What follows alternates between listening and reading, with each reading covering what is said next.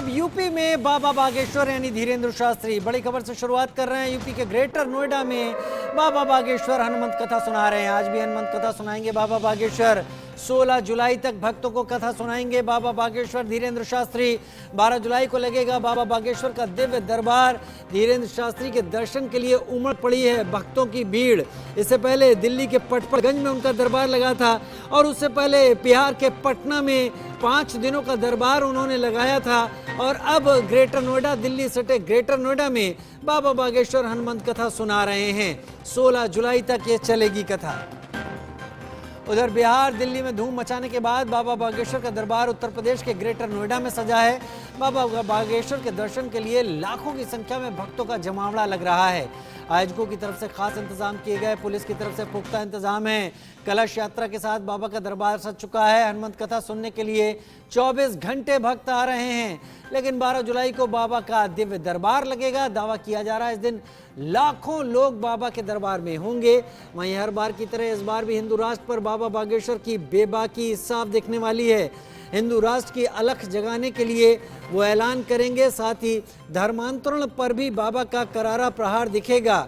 दिल्ली के बाद यूपी में बाबा बागेश्वर दरबार के खास मायने हैं। महेंद्र माही ग्रेटर नोएडा से मेरे साथ लाइव इस वक्त जुड़ रहे हैं। महेंद्र, दरबार की तस्वीरें हर जगह से आती हैं। अगर आप दरबार में क्या तैयारी वहां पर हुई है, किस तरह की तस्वीरें हैं वो दिखा सकें जरूर दिखाइए। मौसम किसी तरह का कोई खलल तो नहीं डाल रहा है ये भी बताइए, और क्या तैयारी है? बिल्कुल, देखिए राजीव, अगर दिव्य दरबार की बात करें और पंडित धीरेन्द्र शास्त्री की बात करें तो कल हमने देखा जो पहला दिन था 10 जुलाई, यानी कि जब धीरेन्द्र शास्त्री आए थे और बारिश की वजह से 2 घंटे लेट हो गया था प्रोग्राम, मगर उसके बावजूद भी जो भक्तों का तांता है वो नहीं रुका और 1-1.25 लाख के आसपास के पास जो भक्त हैं वो पैदल चलकर पंडाल में पहुंचा। आपको बता दें कल बहुत मूसलाधार बारिश हो रही थी, मगर उसके बावजूद भी लाखों भक्त पंडाल में पहुंचे, बस इसलिए ताकि वो धीरेन्द्र शास्त्री को एक बार देख सके, एक बार सुन सके।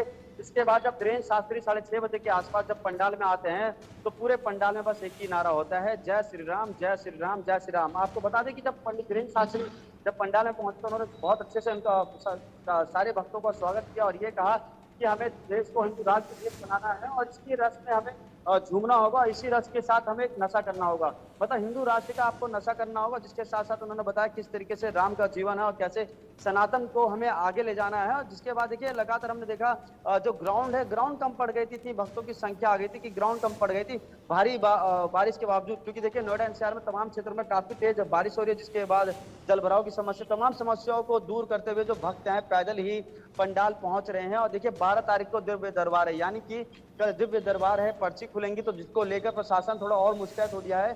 क्योंकि बाबा बागेश्वर धाम यानी कि धीरेन्द्र शास्त्री ने कहा था जिस दिन दिव्य दरबार होगा वहां संख्या और अधिक होगी, जिसको लेकर जो प्रशासन है और मुस्तैद हो गया है। और जितनी लोकल टीम है, जो एक्स्ट्रा फोर्स है, जो प्राइवेट एजेंसी है, वहां और दुरुस्त कर दिए गए हैं। ताकि देखिए पिछली बार कल की बात करें तो कल तकरीबन 1.5 लाख के पास आसपास लोग आए थे, तो अब ये माना जा रहा है कि जिस दिन दिव्य दरबार लगेगा उस दिन 3.5 लाख से लेकर 4 लाख लोग जो दरबार में आएंगे। और कहीं ना कहीं लोगों के अंदर बहुत उत्सुकता है कि इस चीज को लेकर। 3.5 लाख का मतलब महेंद्र एक बात साफ हो जाती है, अगर इतने लोग आ जाएंगे तो एक बहुत बड़ी संख्या होगी। नोएडा और गौतम बुद्ध नगर जिले ने एक आयोजन में इतनी बड़ी संख्या शायद ही पिछले कुछ दिनों में देखी हो। पुलिस क्या तैयारी की हुई है, पुलिस ने और प्रशासन ने क्या तैयारी की हुई है इस धर्मंत कथा के लिए? बिल्कुल, देखिए राजीव, कल धीरेन्द्र शास्त्री ने भी मंच से ये कहा कि जो लोग दिल्ली में जो पटपड़गंज आईटीआई स्टेशन में उनका दिव्य दरबार लगा था, जो कथा हुई थी, वहां जो नहीं पहुंच सके थे, क्योंकि देखिए दिल्ली थोड़ा कंजेस्टेड हो जाता है, वहाँ ट्रैफिक की ज्यादा समस्या होती है। मगर जहाँ पंडाल लगा है ग्रेटर नोएडा के जैतपुर में, काफी बड़ा है। बताया जा रहा है कि 40 एकड़ में वो पूरा पंडाल फैला हुआ है, वहाँ सारी व्यवस्था है।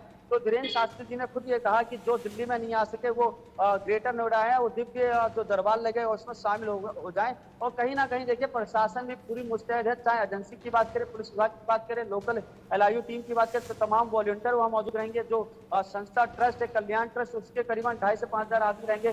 पुलिस जवान 5,000 के आसपास रहेंगे। लोकल जो यूनिट है वो वहाँ रहेंगी और तमाम जो वॉलंटियर वो मौजूद रहेंगे। तो देखिए 3 लाख जो भीड़ होती है बहुत ज्यादा होते हैं। नजर बना रखिए महेंद्र माही, क्योंकि एक बड़ा दिव्य दरबार लगने वाला है और वहां पर क्या व्यवस्थाएं हैं, किस तरीके से क्या कुछ हो रहा है, सबकी नजरों में रहेगा। लेकिन बाबा बागेश्वर और धीरेन्द्र शास्त्री के इस दिव्य दरबार को लेकर क्या कुछ वहां पर तस्वीरें सामने आ रही हैं, हो क्या कुछ रहा है, एक रिपोर्ट देख लेते हैं।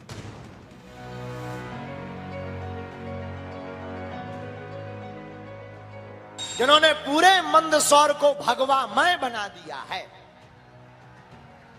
अब तो जो धर्म विरोधी हैं उनको भी खुजली हो गई होगी, और होती है जो होने दो, मलम हम लेकर देंगे, लेकिन भारत हिंदू राष्ट्र बनकर के ही रहेगा। दिल्ली के बाद यूपी में पधारे बाबा बागेश्वर। यूपी में भी जगाएंगे हिंदू राष्ट्र की अलख। नोएडा में धर्मांतरण पर बाबा का करारा प्रहार। दिल्ली में बाबा बागेश्वर दरबार के सफल आयोजन के बाद नोएडा में बाबा का लगा है दरबार। 9 जुलाई को कलश यात्रा के साथ हनुमत कथा का आयोजन भी शुरू हो चुका है। करीब 200 बीघे में पंडाल बनाया गया है और दावा किया जा रहा है कि करीब 15 लाख से ज्यादा लोग बाबा बागेश्वर के प्रवचन को सुनने के लिए आएंगे। दिल्ली के बाद नोएडा में पंडित धीरेन्द्र शास्त्री का क्या है कार्यक्रम, देखते हैं। नोएडा के जैतपुर मेट्रो डिपो के पास कार्यक्रम हो रहा है। 10 से 16 जुलाई तक बाबा बागेश्वर हनुमत कथा कहेंगे। 12 जुलाई को बाबा का दिव्य दरबार लगेगा और लोगों की पर्ची निकालकर उसका समाधान बताएंगे। वहीं 14 जुलाई को बाबा की तरफ से सनातन धर्म सभा का आयोजन किया जाएगा और 24 घंटे भंडारे का आयोजन भी किया जा रहा है। नोएडा में बाबा बागेश्वर के दरबार की शुरुआत कल कलश यात्रा के साथ हो चुकी है। कलश यात्रा में भारी संख्या में महिलाओं की भागीदारी दिखी। बाबा के दरबार के लिए लोगों में भारी उत्साह है। खासकर दिव्य दरबार के दिन करीब 5 लाख से ज्यादा भक्तों के आने की संभावना है। आयोजकों की तरफ से भक्तों को प्रसाद खिलाने के लिए 24 घंटे भंडारे का आयोजन किया गया है। एक छोटा सा ब्रेक ले रहे हैं, जल्द